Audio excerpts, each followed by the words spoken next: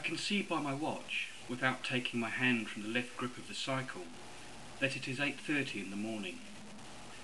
The wind, even at 60 miles an hour, is warm and humid. When it's this hot and muggy at 8:30, I'm wondering what it's going to be like in the afternoon. In the wind are pungent odours from the marshes by the road. We are in an area of the Central Plains filled with thousands of duck hunting sloughs, heading northwest from Minneapolis towards the Dakotas.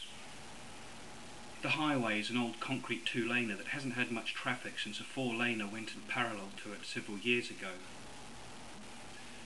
When we pass a marsh, the air suddenly becomes cooler. Then when we are past, it suddenly warms up again. I'm happy to be riding back in this country. It is a kind of nowhere, famous for nothing at all, and has an appeal just because of that. Tensions disappear along old roads like this. We bump along the beat-up concrete between the cattails and stretches of meadow, and then more cattails and marsh grass. Here and there is a stretch of open water, and if you look closely you can see wild ducks at the edge of the cattails, and turtles. There's a red-winged blackbird. I whack Chris's knee and point to it. "What?" he hollers. "Blackbird!" He says something I don't hear. "What?" I holler back. He grabs the back of my helmet and hollers up, "I've seen lots of those, Dad." "Oh," I holler back. Then I nod. At age 11 you don't get very impressed with red-winged blackbirds. You have to get older for that. For me this is all mixed with memories that he doesn't have. Cold mornings long ago when the marsh grass had turned brown and cattails were waving in the northwest wind. The pungent smell then was from muck stirred up by hip boots while we were getting in position for the sun to come up and the duck season to open.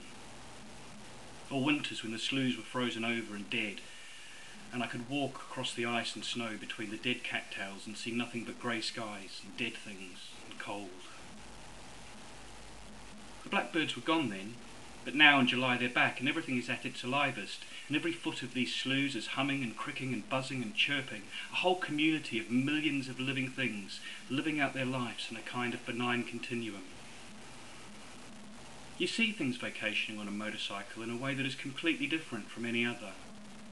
In a car you're always in a compartment, and because you're used to it you don't realise that through the car window everything you see is just more TV. You're a passive observer, and it is all moving by you boringly in a frame. On a cycle the frame is gone. You're completely in contact with it all. You're in the scene, not just watching it anymore, and the sense of presence is overwhelming.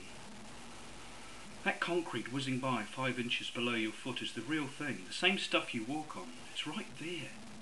So blurred you can't focus on it, and the whole thing, the whole experience, is never removed from immediate consciousness. Chris and I are travelling to Montana with some friends riding up ahead, and maybe headed farther than that. Plans are deliberately indefinite. More to travel than to arrive anywhere. We're just vacationing. Secondary roads are preferred. Paved country roads are the best. State highways are next. Freeways are the worst. We want to make good time, but for us now this is measured with emphasis on good rather than time. And when you make that shift in emphasis, the whole approach changes. Twisting hilly roads are long in terms of seconds, but are more enjoyable on a cycle where you bank into turns and don't get swung from side to side in any compartment. Roads with little traffic are more enjoyable, as well as safer. Roads free of drive-ins and billboards are better. Roads where groves and meadows and orchards and lawns come almost shoulder to shoulder, where kids wave to you when you ride by, where people look from their porches to see who it is, where, when you stop to ask directions or information, the answer tends to be longer than you want, rather than short, where people ask where you're from and how long you've been riding.